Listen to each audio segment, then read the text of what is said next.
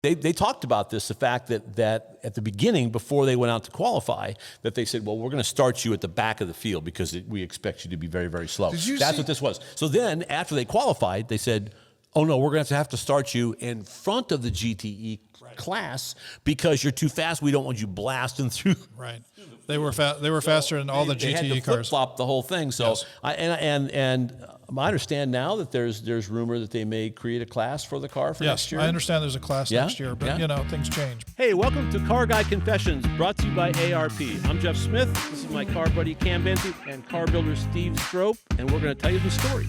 Welcome to another episode of Car Guy Confessions with Jeff Smith, brought to you by our friends at arp-bolts.com. We are in a very special place.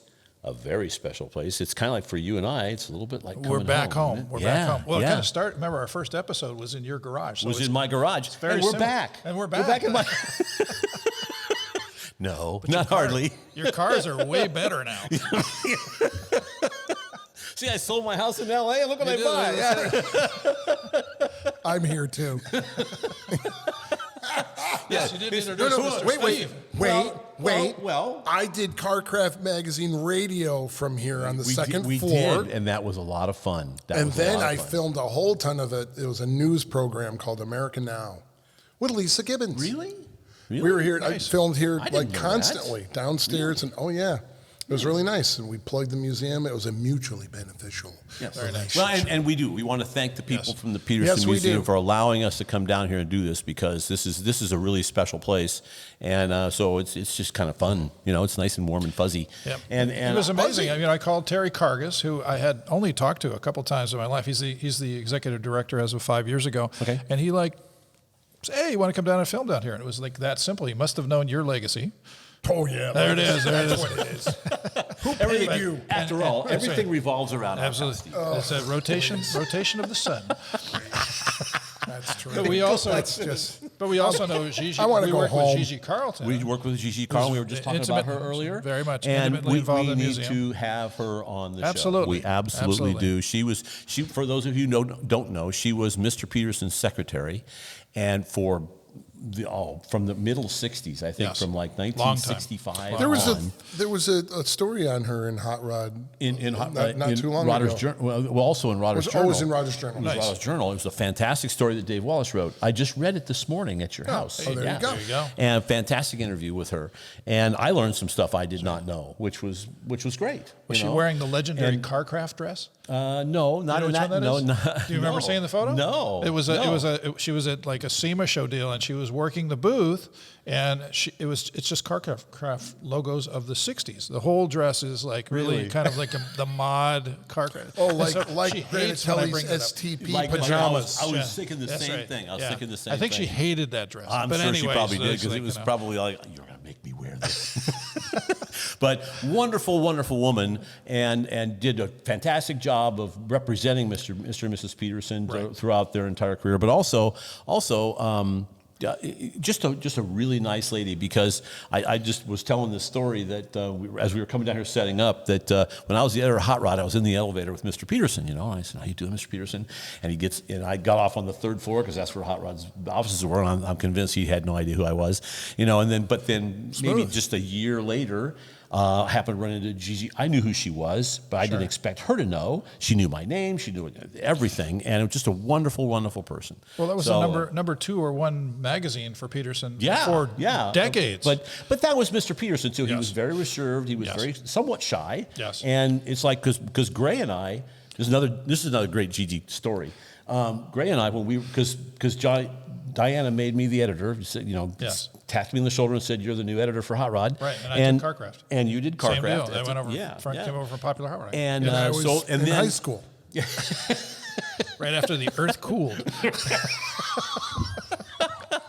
Yeah, a couple of years after that. Right. The after the dinosaurs were just down the street here. Feel free to use any of these anecdotes in a future They were actually conversation. live over at the Brad Tar Pit. They were still living in the Brad Tar Pits. Walking around. That's right. There's a couple of them in one of these tanks over here. Anyway, but go ahead. Anyway, so now I forgot what I was saying. Oh, that's wonderful. After the Earth cooled. So where was I? I forgot my story now. Another Gigi story. You were talking about Gigi. Then we were in Land of the Lost all of a sudden. She knew you. Yeah. And she knew all about you. Just a nice lady. Just a nice lady. Yeah, so very nice lady. So we'll have to have her on the show Absolutely. because she is just a really wonderful person. We stayed up there. My wife and I. My wife worked for Gigi for 5-6 years. Okay. So we got to go up to the 20th floor. Which, as a special deal, you needed a special pass for that. You did. But anyway, and we actually stayed with them. She is married to gentleman Joe Schubeck, whose car His we car just is saw. here. We saw it. Yeah, and he had this. It was funny. He had created this whole starter mechanism for Cackle Fest so that he could fire his top fueler. By himself. By the seat. Yeah, from the seat. Like we say, like I was joking, I said that way Gigi doesn't have to push it anymore. So anyway, but... Nice. But yes, very nice. We stayed with them up in Vegas, and beautiful home overlooking, the whole shebang. Yeah. So anyway, there you go.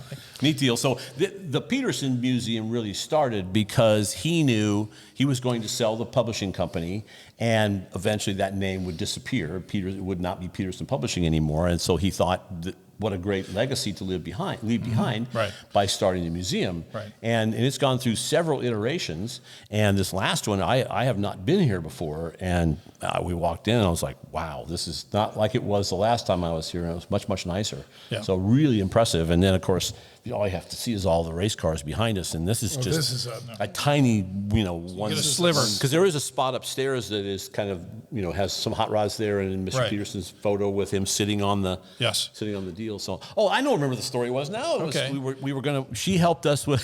Sorry. She was going to help Everything us with an comes interview. around, yes. Yes. She was going to help us with an interview for Mr. Petersen, and we'd set up the interview and the timing and everything, and then he would bail because he just didn't want to do it. Sure. He just didn't. He didn't want to bring attention to himself. So Gray and I kept pestering her. Her to set us up. So finally she goes, okay, we'll ambush him. So she says, go to Scandia, which was the restaurant that he owned down the street. That was his at wife's Sunset. restaurant. Remember that? And you guys go, and I'll set it up with a maitre d'. So you walk in, so there's Gray and I, and it's an old school, kind of old school Italian kind of a restaurant place, very dark wood and red leather seats and everything. It was supposed to be Scandinavian, but that's okay. Is it supposed to be Scandinavian? That's the term, Scandi. Scandia. And that was his background. Sorry, that was my okay, fault. but we'll anyway, take it. dark We'll take it, and yes. traditional. Yes. And so he puts us at Mr. Petersen's table. Nice. And then Mr. Petersen walks in and says, looks Who at are us. these And, people at my table? yeah, and looks at us and goes, oh.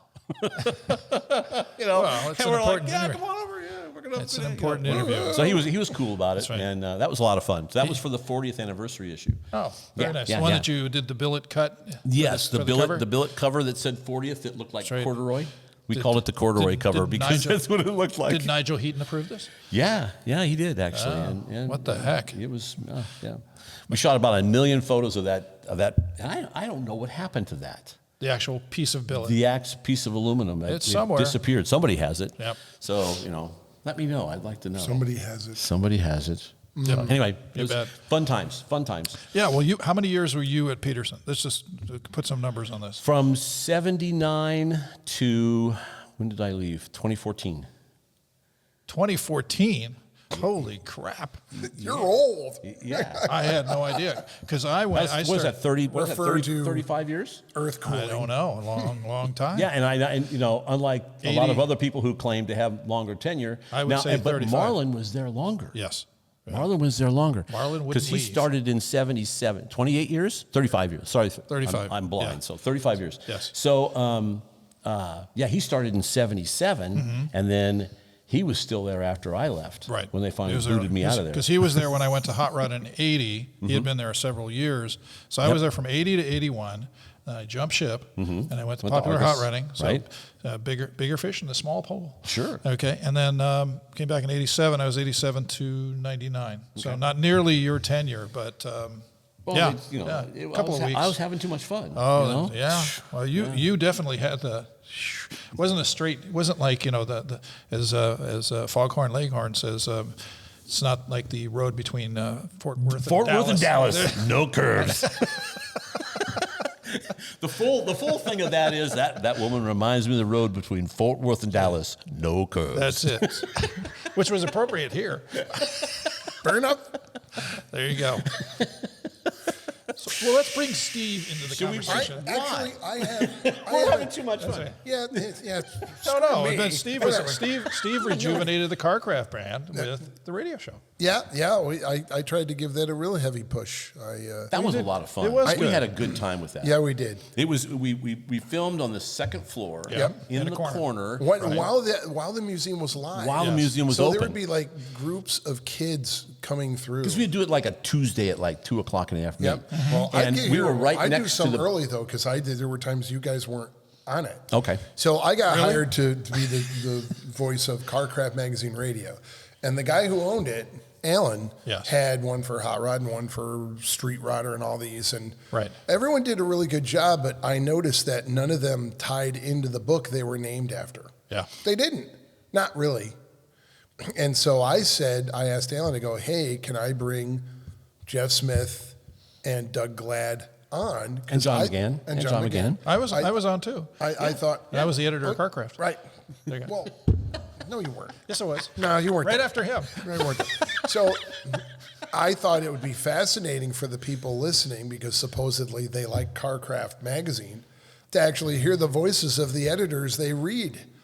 You know, and I also would leave extra time, like for Jeff, you know, hey, that tech story you did, I'd call him ahead of time and go, hey, is there anything that you didn't think you had enough room in the magazine? There was always stuff we left out. With you, yes.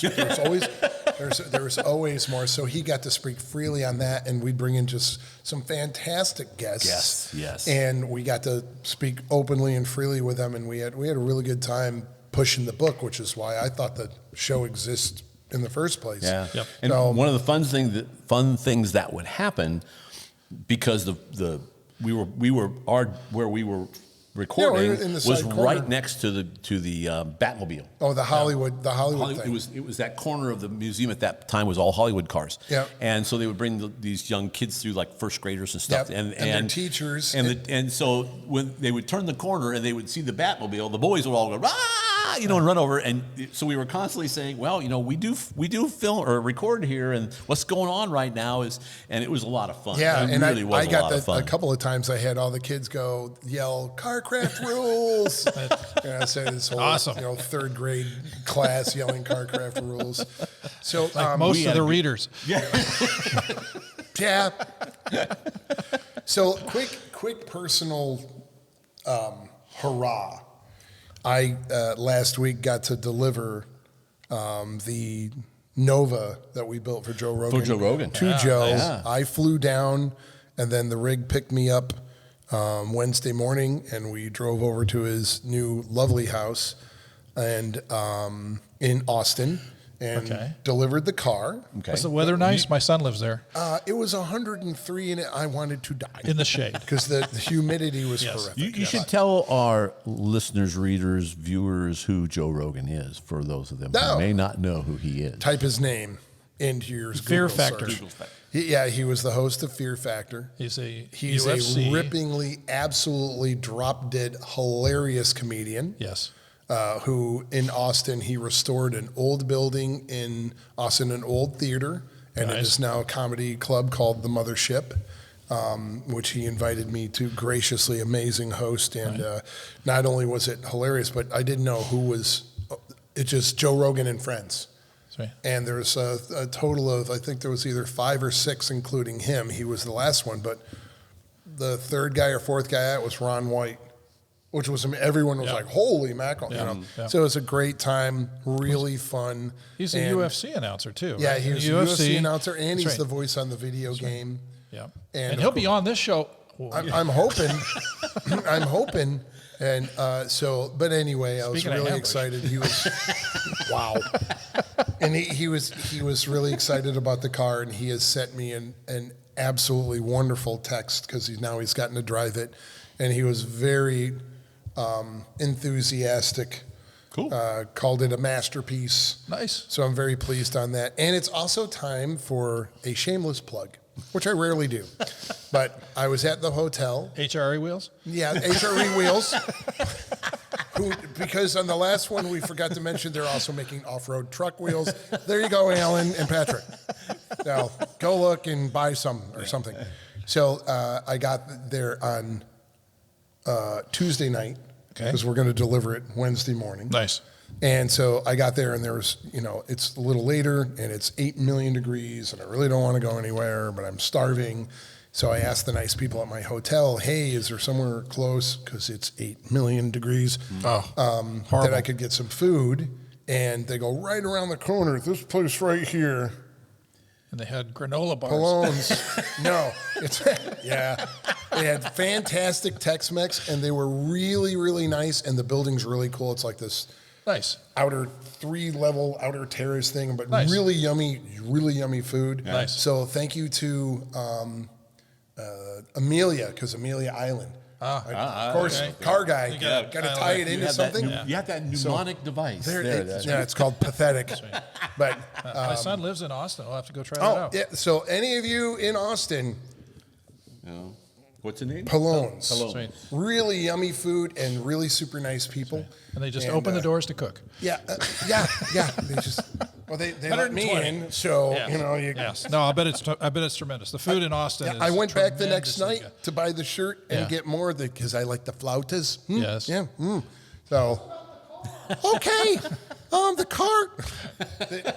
The car. I delivered the car, and we didn't get to drive it because he had to go do recording, and then he had 2 sets at the comedy club that night. Right. But I did receive a unbelievably enthusiastic text from Terrific. him after he's driven the car. So this is the 69. It's the Nova with all the Nova. Z28 With the Camaro Z28 sheet Camaro metal. stuff. Yep. Actually, technically, the fender and the door is Camaro. Mm-hmm. The quarter panel is Firebird. Okay. Because I didn't want to have to get rid of the gills. I didn't want to. Yeah. I didn't want to use all Camaro, even though it's all Right. Camaro. But Right. yeah, it's the only one in Wow. the world, for good or for bad. So Well, the car's spectacular. The car very is very awesome. relieved. He's been unbelievably patient.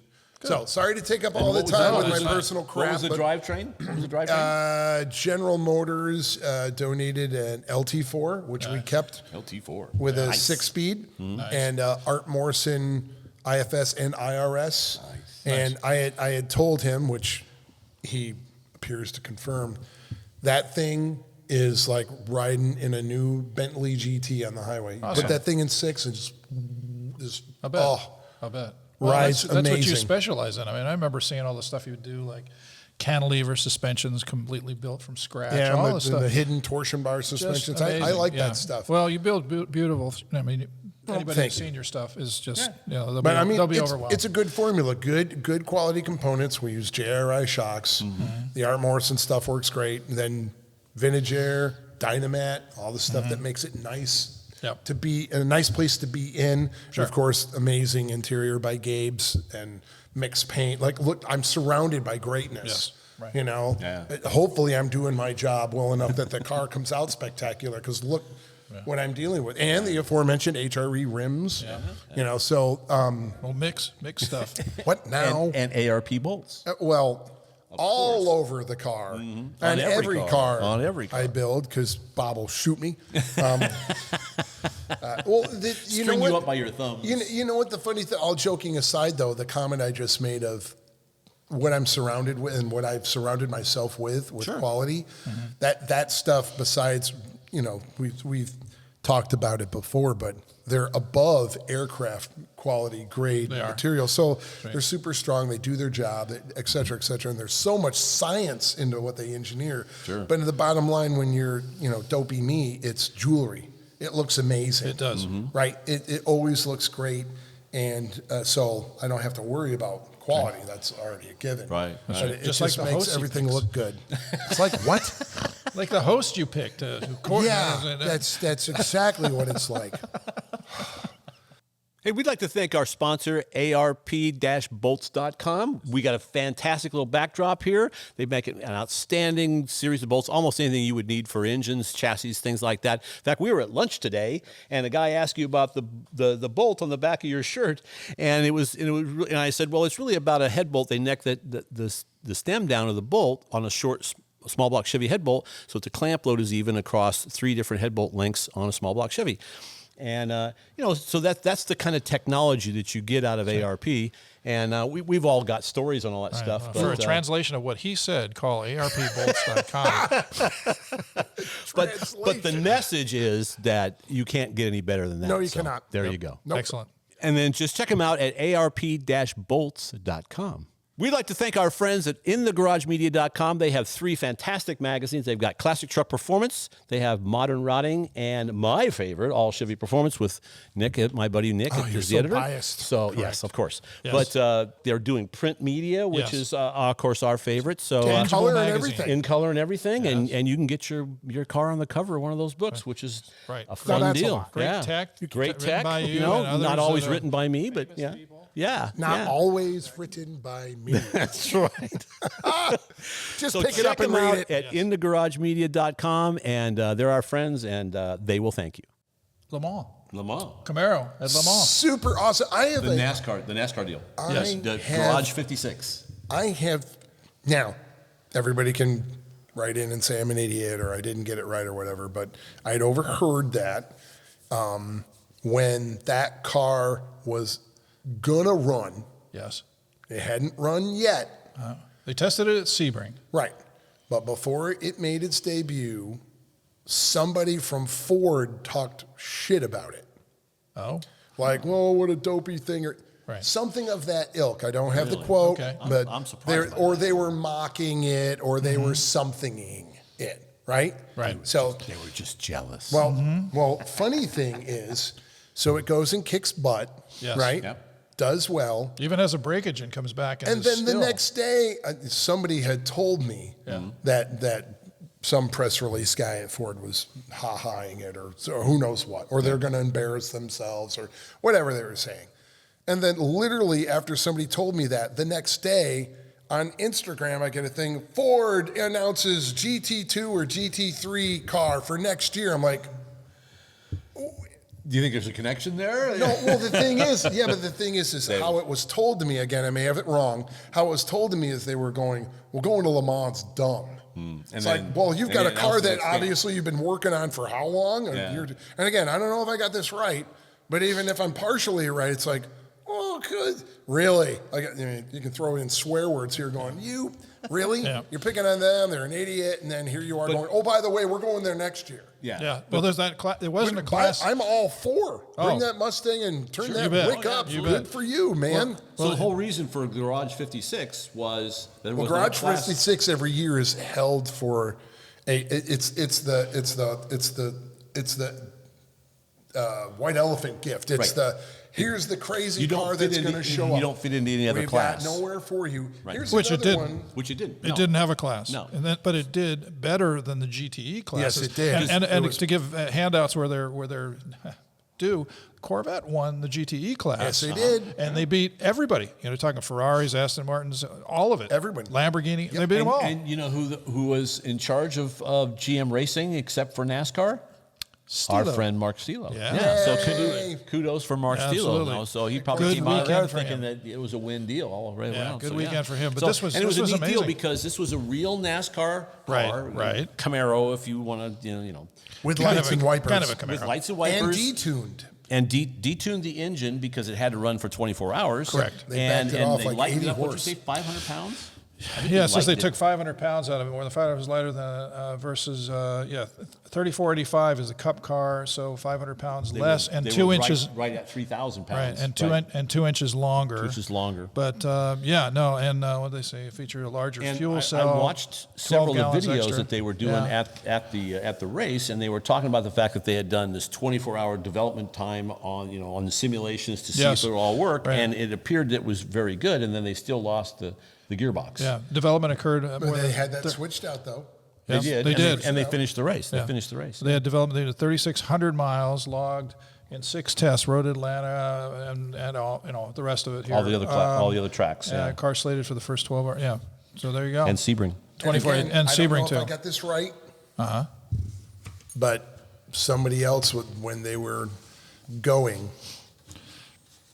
or when they were getting ready to go to Le Mans, somebody had told me it might have been someone who knows Stilo.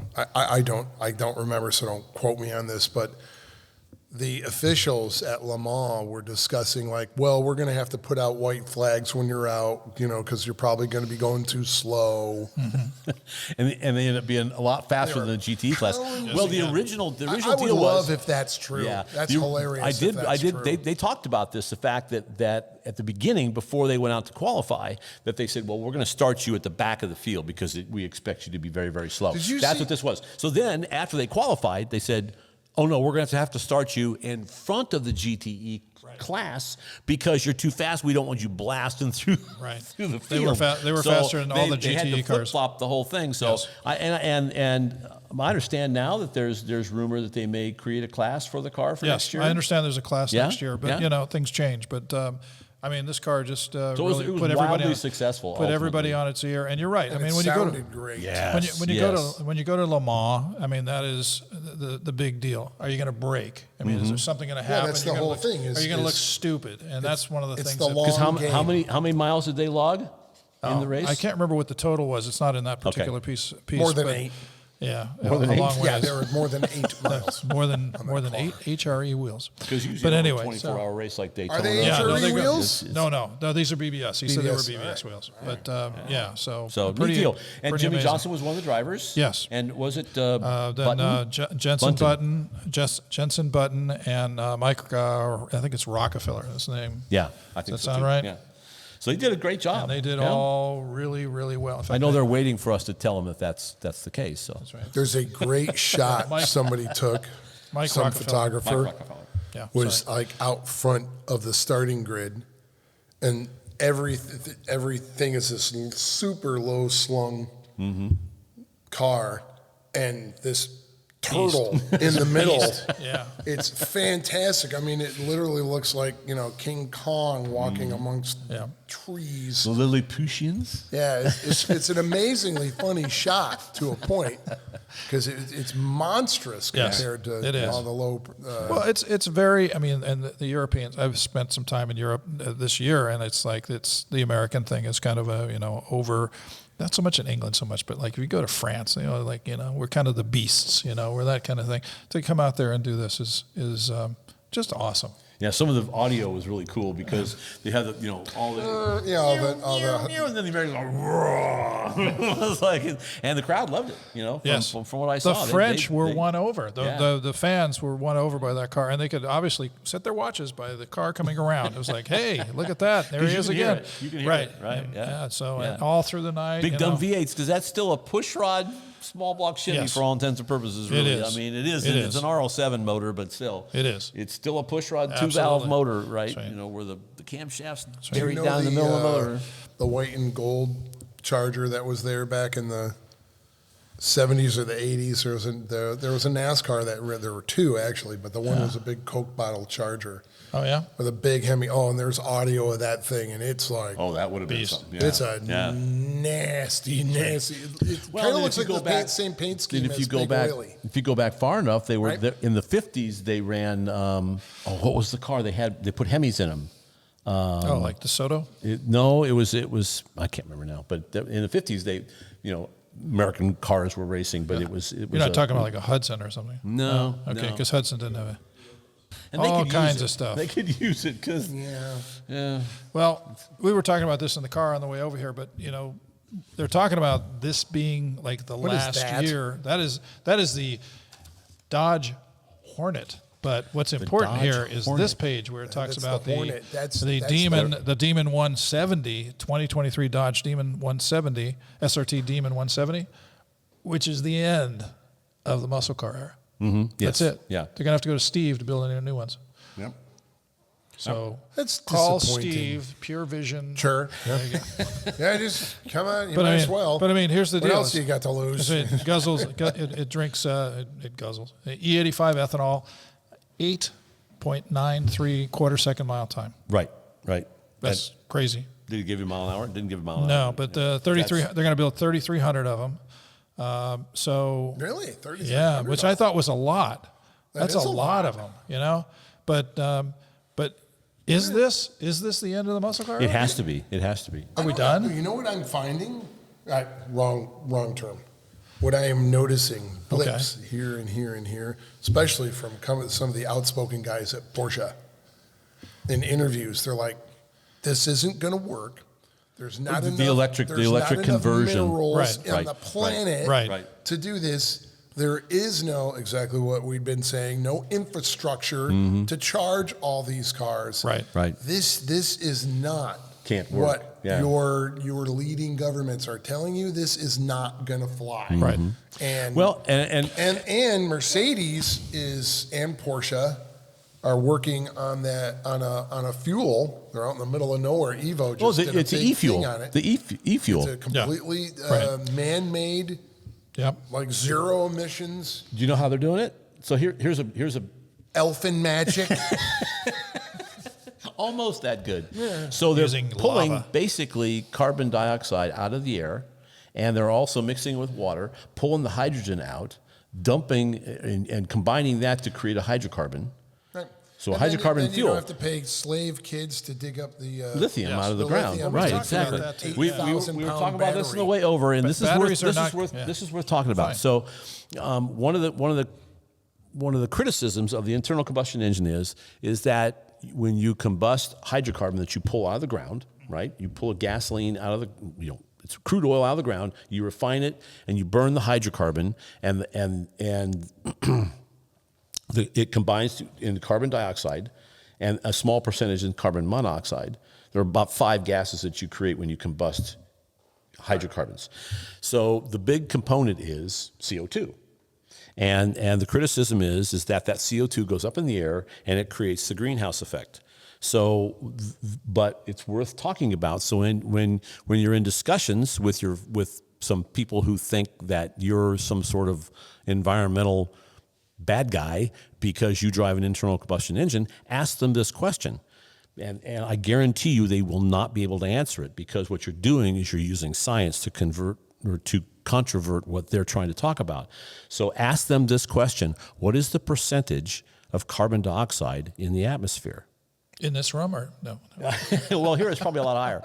No, but in all seriousness, it's very low. It's very, very low. It's 0.4%. So here's the question. Then, even if they can answer that question, say, perfect, that's the correct answer. But which 87% of it is nitrogen, and then roughly 11.5% of it is oxygen, and the remaining percent there is a bunch of other gases, one of which is carbon dioxide. So if you say, if we're talking about 0.4%, how is that active ingredient so radically changing the planet? I would love to hear that discussion. I mean, if we got one of our viewers that says, I can give you the answer to that, I would love to hear it. Bring it on. We would love to, because we're not, I'm not, this is not see no evil, speak no evil, hear no evil. This is like, let's have an intelligent discussion. But I'd be shocked. Right. This is what we based our careers on, though, letting people bring up information and telling us and showing us. Sure. So we'd like to thank our sponsor, ARP and ARP-bolts.com. And we all three build cars. We all work on this stuff. And I tinker. You tinker. I tinker. Yes, we all build. Yeah, and you know what? It's kind of a really cool multiple purpose fastener for me, because there's all the science and all the technology, which is bottomless. Trust me. Unbelievable amount of research that they put into these things. Absolutely. And on top of it, you get them out of the package, and they're absolutely beautiful, which I've joked before. It's like jewelry for your car. And when pre-oiled. we're building when we're building a high-end car, there isn't anything else going on it. It's part of the criteria for me to have them lining the engine bay, not just on the engine, everywhere. Yeah. Right. So you get all the strength, the durability, the reliability, and fantastic good looks. Sure. Kind of like Jeff here. And without peer. Without peer. And you know what? Or pairs. Without peer, there's nobody else that does what they do. It is. So check them out at arp-bolts.com, and they can help you out. Again, just to present the science. Yes. Say, this is what it is. I agree. And if I'm wrong, tell me, and we'll come in with our, I'm sorry, but I was wrong. But I don't think so, because I looked it up, and unless Google is lying to me, that's The science says it's 0.4%. we're I open just to don't it. see how that's possible. So the net result is, and with other things that we can do, not the least of which is hydrogen as another option in an internal combustion engine to use as an alternative fuel. There are other fuels like ethanol. That's a great alternative. Yes, exactly. You're still going to put CO2 in the air. That's inevitable, but because that's part of the combustion process. But still, it's much more practical. And I think I probably mentioned this before, but I don't live in Los Angeles anymore. I live in rural Iowa. And it's changed my perspective because now, I mean, electric vehicles in the rural place where I live, where literally 40% of the vehicles on the road are big trucks pulling giant trailers because they're moving 50,000-pound tractors, or they're transporting 50,000 pounds of grain, some corn and soybeans and things like that. You can't do that with an electric truck. You have no range. It's just not practical. It's not realistic. And interestingly enough, some of the military trucks are now going electric. Did you know that? They're doing a conversion. They're taking what was basically a suburban platform, which they motorized for some of these all-terrain vehicles that they use, and now they've gone electric, and they're super proud of it. And my concern, and I'll just bring up the 3 reasons they thought it was good. They brought it up, and we'll get into this probably in another different episode. But the bottom line is that they like it because it's quiet, as a sneak up on the bad guys. Which is true. Okay. It has no heat signature, which is true. I mean, that's very little. That's very little compared to, to an exhaust. You could probably defer that or shroud it, but electric motors still make heat. They do make because heat. you do have to have a cooling system for them. At least the there is a high cooling performance system. ones. It's just not an exhaust signature. Exactly. That's yes. the difference. Okay. But where do you plug these things in? The whole fuel thing. Well, I understand there's a fuel delivery situation that happens in the field for a truck. There'll be a diesel generator over here that would generate That won't make any noise. That's right. If you're a Russian, I would think off the top of my head that there would be applications where that would be useful. Yeah. But in the field, probably not. I'm thinking because not it comes back to energy And density. time. It comes down to energy density. The guy that does Engineering Explained, I forget his name, young guy, he does a great job. And he had a display one time on one of his videos on what is energy density. And here is a pound of, or a gallon of gasoline, and which would be a pound of gasoline is 8 pounds to a gallon. 6.2 pounds per gallon. Water is 8. 6.2. Okay. Water is All 8, right. and gasoline is 6.2. You know, I learn things every day. And then he had remember. the equivalent energy from that 6.2 pounds of gasoline in terms of water bottles like this, and it covered the rest of the table as the equivalent electrical energy in terms of energy density, in terms of the size it would take to generate that same amount of energy.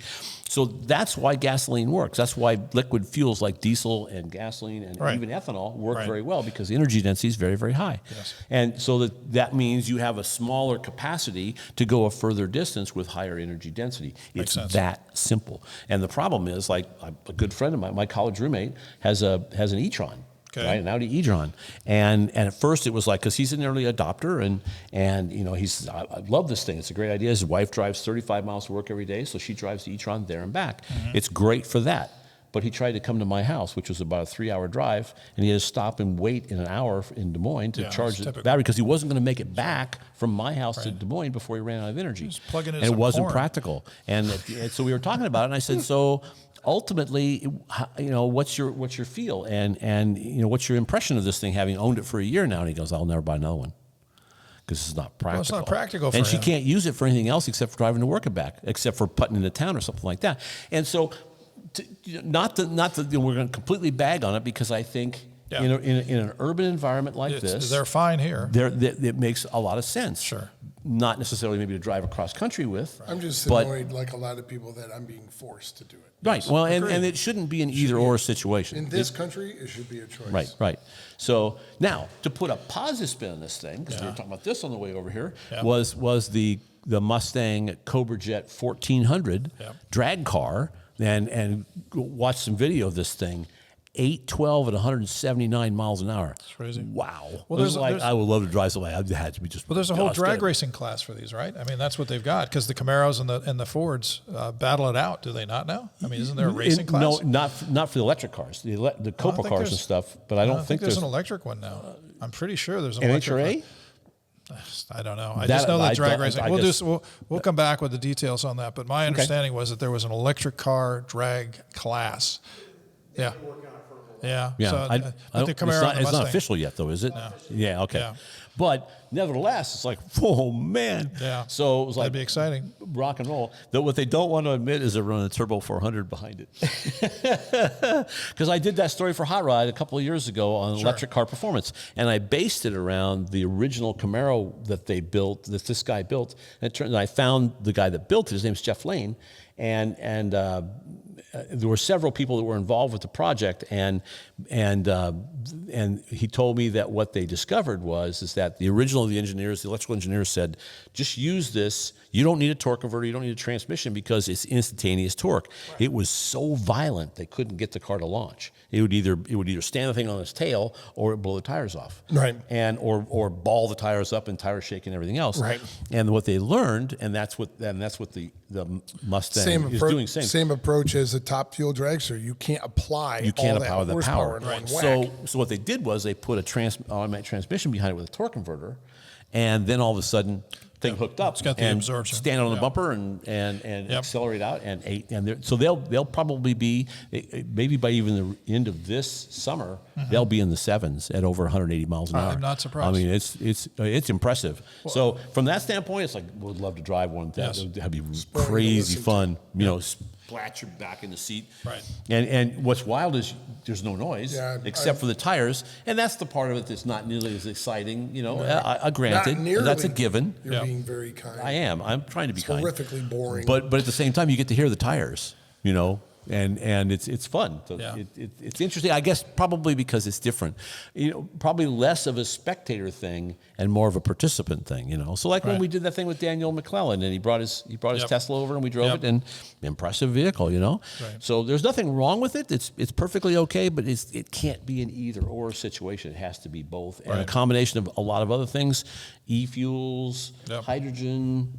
It's all good. Let's use it. Let's use it. Let's take advantage of it. You bet. Yeah. It was interesting when I was at Flowmaster doing a bunch of stuff, testing that we did, because so many racetracks are being put out of business because it's too noisy. Noise problems. So the situation became that we did a lot of testing about Flowmaster open tube versus muffle, and I mean they're so close. I mean they were really close. I mean Flowmaster would like to tell you that they were better. It's a tough one because it does have a situation that it reroutes the air and there are different things that go on.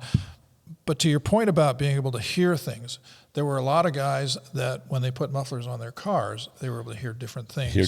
About the car. Right. Because now it just wasn't the brackish roar of an open exhaust. It was actually something they go like, what's that? What's this? What's that noise now that I didn't ever heard before because it was masked by the exhaust? Exactly. And so that's a pretty cool thing, honestly. But and especially if it keeps us racing because it's really not a horsepower suck like we've always kind of painted it as. It actually is a situation that you can make virtually the same amount if you do the right tuning and the right muffler. Of course, it doesn't work in top fuel. But anyway, so we just move on from there and do some other things. So this thing is an SUV style vehicle. Yeah, this is an SUV. Can I see this thing? It's supposed to be it's called the Hornet. So there you go. New name. This is a Hornet. It's a Hornet. Which you immediately think of Hudson Hornet, exactly, right? And go back to Smoky Unit days. Wasn't there an AMC Hornet? I've seen the there was an AMC Hornet too. Yeah. There's an ad about the whole spin they're doing is the swarm that's coming. Yes. Swarm. It's a swarm. It's a swarm it's of marketing these things. Look at my excited face. Yeah, exactly. Well, there's a lot of koofies. Eyes. Hey, I got a ticket the other day. Did you? I did. Oh. For rolling a stop sign. He's an honest man. I am, stop sign. But what I liked was, and the reason I bring it up, I got $500 for rolling a stop sign. So it's all about the money, Cam. It's all about the money. It's all about it's not about making the roads safe. It's about them generating revenue. No, we're getting people, those crazy people like Cam Benty, off the road. That's right. I got to go. But what's interesting, in Washington, D.C., they stopped passing out tickets like that. You know what they do? They send you a nasty They, text. they slap your wrist? No, they send you a nasty text. They send you a nasty They do, text. right here. You were bad at That's the right. corner of Main and 3rd. That's right. That's what it says. and That's what we- they do. Really? We don't Physically- appreciate your Physically badness. mail to, And the- then, to and drivers. so then do those drivers go like curl off in the corner and They cry? must. They I must. mean, They is must that, roll up. They have to like, go you know, find a safe right. space. This So is And, customized message meant to really- get drivers to think about their actions. Oh. And will reference details about the driver's vehicle, the violation that has been connected to them in the past. A warning on the vehicle is a higher risk of crash than others because of this history. So you're going into some database somewhere. just wait till your father gets home. That's right. No, But it's like- you guys will get this. This is going to go on your permanent Permanent record. Oh boy. That's it. The city created a That's list the of Alice's Restaurant 100,000 referral, if you guys know that. High risk drivers. high-risk drivers and subset of people who will get text messages or mail messages or both. Or both. Drivers can opt out of the message after the first one. During the 12-month program, the DOT and the lab will be then seeing what category of drivers, if any, see. I'm notice sure, Humiliation and I'm shame sure there via will be a text. measurable improvement in driver safety as I a think result there- of They this. need- I think it'll be it's good. measurable. It'll go- Yes, it'll go I think so too. Delete. Yeah. That's what's I- going to happen. Delete. Yeah. Check Uh-huh. that. Delete. But I just thought that Washington D.C. Where else but Washington D.C. would they send you nasty texts? A nasty text. So a few years ago, we had Joe's car on the cover in bare metal, and now the full feature will be coming out in a couple of months. Excellent. And to extra brag fact, it's going to be a huge big spread in Wheel Hub magazine. Nice. Also. Okay. So I want to again thank Joe and thank everybody involved in it because it's been a long build. So and I'm always thankful for. It was nothing. You're very welcome. Okay. Yes, thank you. Glad we can help. I just try to do a good job, and can you just send me a nasty text? Yes, there it is. That's it. That's right. Can you just send me, I hate your dumb car and your stupid The pictures. viewers right now are all doing nasty texts. You know, this is the worst thing ever. Please, Instead of you know what? $500, I would have taken It's a nasty text. PureVisionSS at AOL. Fire away. Why not? Yeah. Perfect. Oh, yeah, my Instagram at PureVision is, just have at it. Just let him have Just it. hammer me. That's right. I hate you. Perfect. Perfect. All right, now Okay, the outro. we've You had have to do the outro. The outro, yes, okay. All right, so we want to thank our friends at arp-bolts.com. We couldn't do this without them, and certainly the people from the Petersen Museum. We're in a fantastic place, a reverential place. Yeah. We have to also bring up Mr. Petersen's name himself. I mean, we wouldn't. None God, of this. God help us. I mean, where would wouldn't have been you able and to- I be without him? we would right? not have eaten Yeah, for and 3 so, decades. so it is kind of like coming home for Yes. all of us, really. Yeah, Because you me were too. here I was Yeah, here for years doing other So, crazy things. a fun deal. I can't believe how fast that went. We'll have to maybe do this again, huh? Yeah. So, if you like what we're doing here, just ring Push the bell, like push the or button, like the something. button, all that good stuff. Smash it. Smash it. Smash it. Right. Yeah. Yeah. Mush it. And and we'll just keep telling you stories.